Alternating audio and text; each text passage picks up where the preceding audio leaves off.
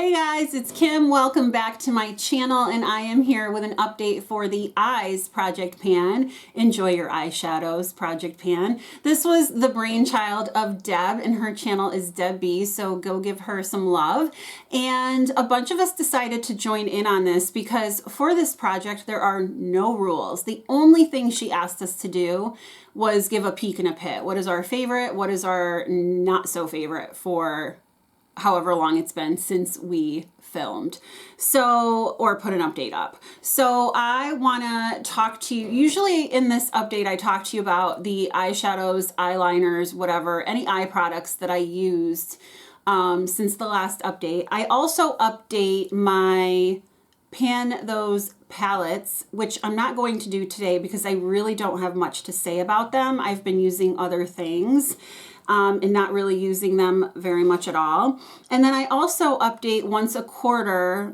Andrea and Jen and I decided to pick a different palette each quarter to kind of focus on, and I update you on that as well. So let me get into, first of all, the items that I used, and then I'll get into the palette that I'm going to use for Jen and Andrea in my little challenge. I hope that makes sense.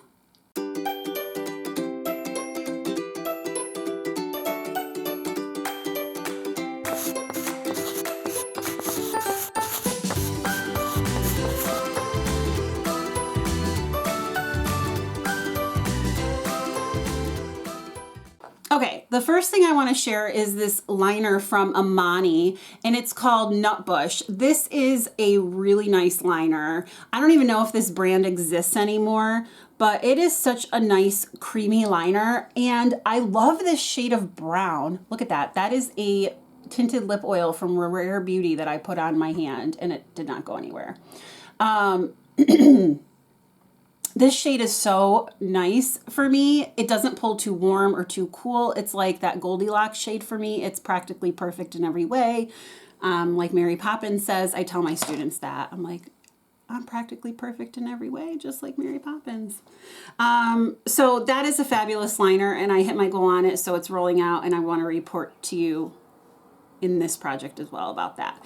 I have one single eyeshadow. This is the Phytosurgeon's Flash Fluorescence Eyeshadow in Magnetic Maple. This is beautiful. I love this. It's like a taupey purpley color. Look at that. It is so pretty. These shadows are very different than any other potted shadow I've tried. It's not as emollient as the Painterly paint pots, or the paint pots. I keep saying Painterly paint pot because that's what I'm using right now. But it has the staying power that does. It also is not like the ColourPop Super Shocks. It's a very stiff formula. You definitely need to warm it up, but it has such great staying power. It doesn't crease. It's beautiful. And I loved using this as like a one and done. I also liked using it to buff into my crease and maybe put like a lighter shimmer over it. It was just a great workhorse of a product, and I really enjoyed it. I have two ABH palettes. I have the Sultry and the Subculture. The Sultry palette I had used before, but it had been a really long time. And so it was really fun using this again for another look. Let me go into Cyborg and Rose Quartz. Those were two of my favorite shades, Cyborg and Rose Quartz.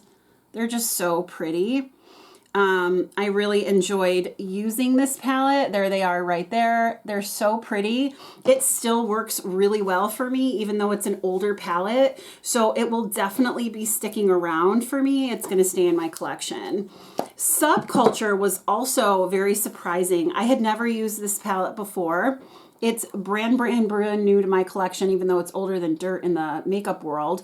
But a couple of these shadows surprised me. First of all, Electric was beautiful. Cube was fabulous. I really liked that. And Mercury. I'll show you the pans of these. That's what they look like on my fingers. And I'm going to swatch them, and then I'll show you, wipe off my fingers. I'll show you in the pans. So here's Cube, and there it is right there on my hand. And I just really enjoyed that. This is Mercury, and that was this shade. It was just such a good shade. And then Electric is that yellowy, bright color. Electric, yeah. And it shifts. It's a really pretty shifty shade. I don't know. I really enjoyed this palette, so it's sticking around. And then the last palette I used was the Naked Urban Decay times Robin Eisenberg palette, and this one's also sticking around. I enjoyed this palette. I did 2 looks with it, even though I only had to do 1. I did a look with these blues, and I did a look with the neutrals, and I really liked all of them. I'm gonna swatch Ice Crater and Alien Babe for you, and then also Exoplanet. So those are the 3 shades there. They're just so beautiful. I mean, those are really bad swatches, guys. That's my fault, not the shadow's fault, because they worked really well. So I am definitely keeping that in my collection. So I had no declutters this round as far as palettes go. So that was fabulous. Let's see, peak in a pit. I am going to say that my peak was this Phytosurgeon's shadow, because I really felt like it was so user-friendly for me, and I can use it in so many different looks, and it'd be perfect on a work day for me. My pit, I don't even think I have a pit.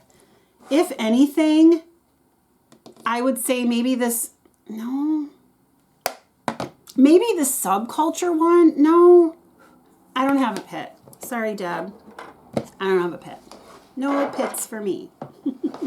All right, so I'm not updating my Pan That palette this month, but I will talk to you about what Jen and Andrea and I are working on. So last quarter, we worked on single shadows. So I pulled in my Gimme Glows. I pulled in my JD Glows and my Terra Moons. Did you see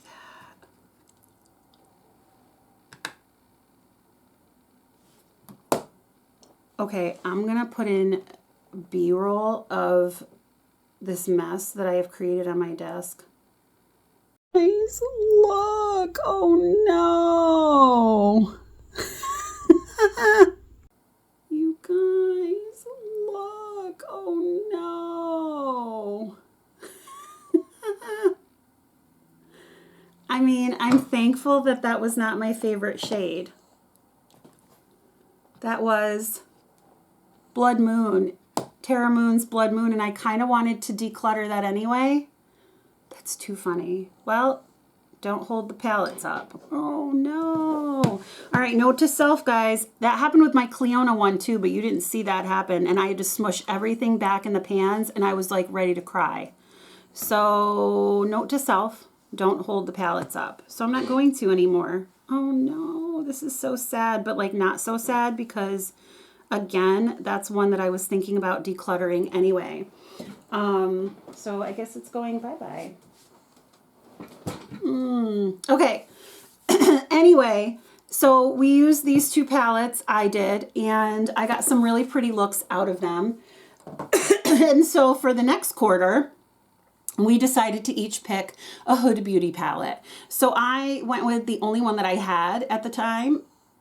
No, I had Empowered as well, but I wanted to use this one because I remember using it before and it was my favorite palette for a time. And that is the Mercury Retrograde. This palette is so gorgeous. I love it, love it, love it. I mean, it's gorgeous. Whoa. So I am really excited to get some really good use out of this. I'm going to swatch some of these. I am going on vacation too in a couple of weeks, and this is going to be coming with me. There's three of my favorite shades. Ooh-wee. Ooh-wee. They are so pretty. So I'm excited to get some use out of these before this palette might go bad.